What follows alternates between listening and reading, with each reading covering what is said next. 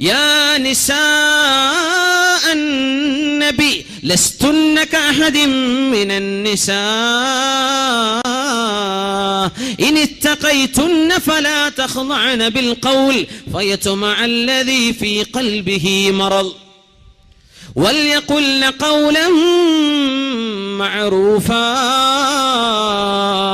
നബിയേ, മുസ്ലിമത്തുകളായ പെണ്ണുങ്ങളോട് പറഞ്ഞു കൊടുക്കണം, യാ നിസാ അൻ-നബി, മനസ്സിന് രോഗമുള്ളവർ, നമ്മൾ ഞരമ്പിന്റെ രോഗം എന്ന് പറയും, മനസ്സിന് രോഗമുള്ളവർ. ഖുർആൻ പറഞ്ഞു അതിനെ സംബന്ധിച്ച്.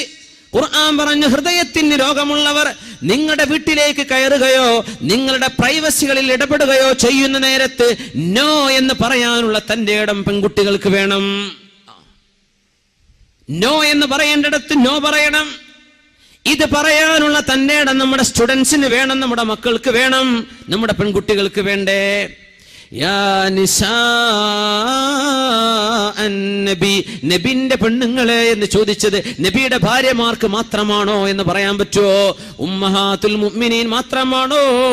നബി തങ്ങളുടെ നിസാ അൻ-നബി, ആ വാക്കിന്റെ ഉള്ളിലൂടെ തന്നെ മുസ്ലിം പെൺകുട്ടികൾ മുഴുവനും അങ്ങനെയല്ലേ ആവേണ്ടത്. النبي أولى بالمؤمنين من أنفسهم وأزواجه أمهاتهم. നബി തങ്ങൾ വാപ്പയെ പോലെയാണ്. അനലക്കും ബിമൻസിലത്തിൽ വാലിദി ലിവലദിഹി, നിങ്ങളൊക്കെ എനിക്ക് മക്കളാണ്, ഞാൻ നിങ്ങൾക്ക് വാപ്പയാണെന്ന് പറഞ്ഞ നബിയാണ് മുഹമ്മദ് റസൂലുള്ളാഹ് സ്വല്ലല്ലാഹു അലൈഹി വസല്ലം. ഞാൻ നിങ്ങൾക്ക് വാപ്പയെ പോലെ പറഞ്ഞു തരാൻ നബി തങ്ങൾ പറയുമായിരുന്നു. യാ നിസാ അൻ-നബി, നബിയുടെ പെണ്ണുങ്ങളെ, ലസ്തുന്ന കഅഹദിൻ മിനൻ നിസാ, മുസ്ലിമത്തുകളായ പെൺകുട്ടികളെ, അല്ലാഹുവിന്റെ റസൂൽ ഞങ്ങളുടെ നബിയാണെന്ന് പറയുന്ന പെൺകുട്ടികളെ, നിങ്ങൾ മറ്റു ജാതിയിലോ മതത്തിലോ ഉള്ള പെണ്ണുങ്ങളെ പോലെയല്ല കേട്ടോ. ലസ്തുന്ന കഅഹദിൻ മിനൻ നിസാ ഇൻ ഇത്തഖൈതുന്ന, നിങ്ങൾ അല്ലാഹുവിനെ ഭയപ്പെടുന്നുണ്ടെങ്കിൽ ഫലാ തഖ്ളഅന ബിൽ ഖൗലി, അന്യപുരുഷന്മാരോട് കൊഞ്ചിക്കൊഴഞ്ഞ് വർത്തമാനം പറയല്ലേ. തഖ്ളഅന ബിൽ ഖൗലി, സ്വരം മധുരമുള്ള ശബ്ദമുണ്ടാക്കിയിട്ട് അന്യരോട് സംസാരിക്കല്ലേ. മനുഷ്യന്റെ ശരീരങ്ങളിൽ ഹോർമോണുകൾ പടച്ചത് അല്ലാഹുവാണ്, പുരുഷന്റെയും സ്ത്രീയുടെയും ശരീരത്തിൽ അല്ലേ. ഈ ഹോർമോണുകളുടെ പ്രവർത്തനങ്ങൾ ഉണ്ടാക്കിയത് ആരാണ്? അല്ലാഹുവാണ്. എന്തിന്? ലിനബ്ലുവകും അയ്യുകും അഹ്സനു അമല, നിങ്ങളിൽ ആരാണ് അല്ലാഹുവിനെ ഏറ്റവും സൂക്ഷിക്കുന്നത് എന്ന് നോക്കാൻ. അതുകൊണ്ട് പെണ്ണെ, വല്ലതും അന്യ പുരുഷനോട് സംസാരിക്കേണ്ടി വന്നാൽ ഫലാ തഖ്ളഅന ബിൽ ഖൗലി, പെണ്ണുങ്ങളെ, നിങ്ങൾ മധുരമുള്ള സ്വരത്തിലൊന്നും മറുപടി പറയരുത്. വീട്ടിലേക്ക് വന്നു, വാപ്പുണ്ടോ? പിന്നെ വാപ്പ ഇന്നലെ പോയത്, നീ കഥ പറയാൻ നിൽക്കണ്ട, ഉണ്ടോ ഇല്ലേ എന്ന് സ്ട്രെയിറ്റ് ഫോർവേഡ് ആയിട്ട് മറുപടി പറയും. അത് പറയുമ്പോൾ നിന്റെ കിളിക്കൂട്ടെടുക്കല്ല, അതാണ് ഈ പറഞ്ഞതിന്റെ അർത്ഥം. ഫലാ തഖ്ളഅന ബിൽ ഖൗലി, നീ മധുരമുള്ള സ്വരത്തിൽ മറുപടി പറയണ്ട. ഒരന്യ മനുഷ്യനോട് നിനക്ക് ഫോണിലോ അല്ലെങ്കിൽ വീട്ടിലോ വന്ന് ചോദിക്കുമ്പോൾ മറുപടി പറയേണ്ട ഗത്യന്തരമില്ലാത്ത അവസ്ഥ വരുമ്പോൾ പറയേണ്ടത് എങ്ങനെയാണ്? ശബ്ദം പരുഷമായിട്ട് പറയണം. എന്തിനാണെന്നറിയോ?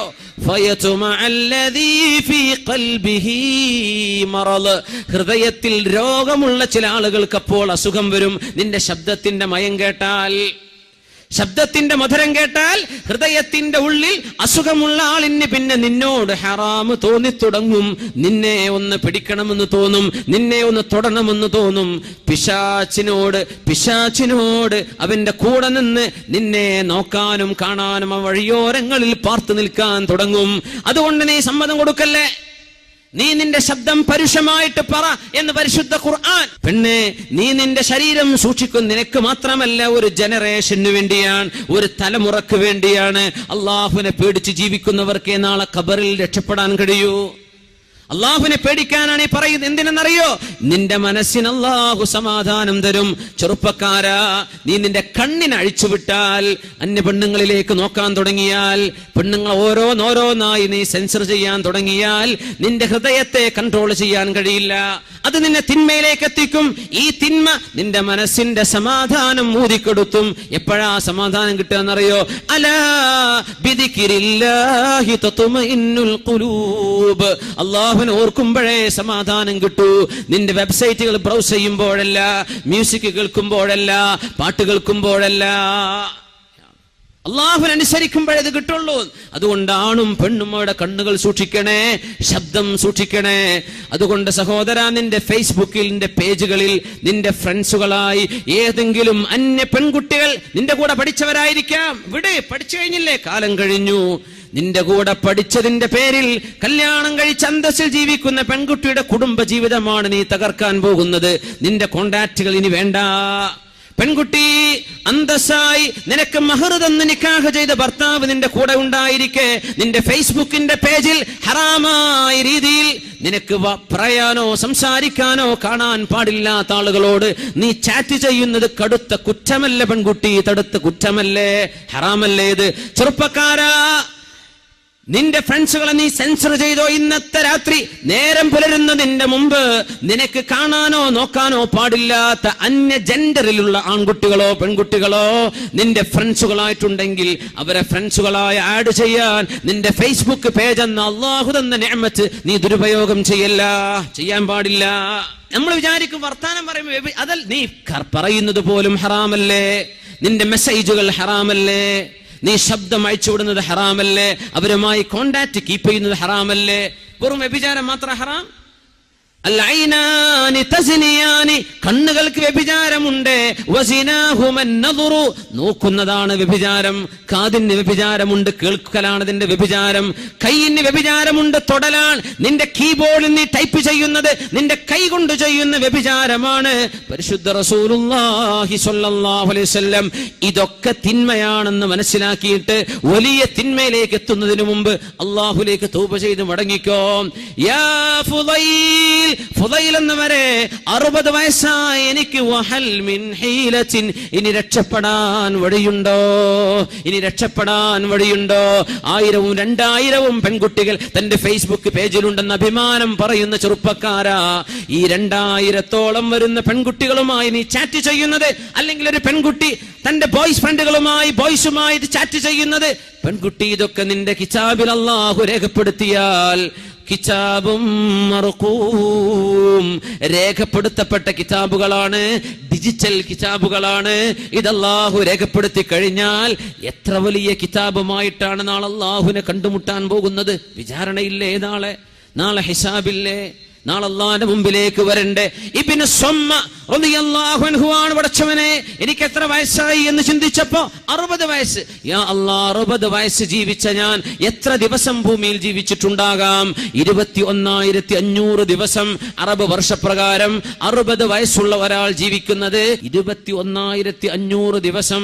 ഇബ്നു സ്വമ്മ എന്ന മഹാൻ 60 വയസ്സ് ജീവിച്ചപ്പോൾ ചിന്തിച്ചു പോയി, എത്ര ദിവസം ജീവിച്ചു? 21,500.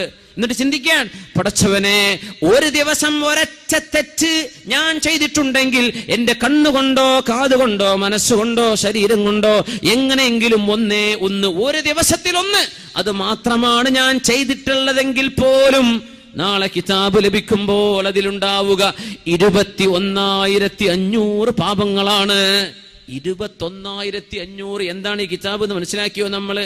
ലാ യുഗാദിറു സഗീറതൻ വലാ കബീറ മാ ലിഹാദൽ കിതാബ് വയഖൂലു മാ ലിഹാദൽ കിതാബ്. പടച്ചവനെ, എന്താണ് ഈ ബുക്കിന്റെ അവസ്ഥ? ലാ യുഗാദിറു സഗീറതൻ വലാ കബീറതൻ ഇല്ലാ അഹ്സാഹാ വവജദൂ മാ അമിലൂ ഹാദിറാ വലാ യദ്ലിമു റബ്ബുക അഹദാ. നിങ്ങൾ ചെയ്തതല്ലാതെ മറ്റൊന്നും ഇവിടെ രേഖപ്പെടുത്തപ്പെട്ടിട്ടില്ല.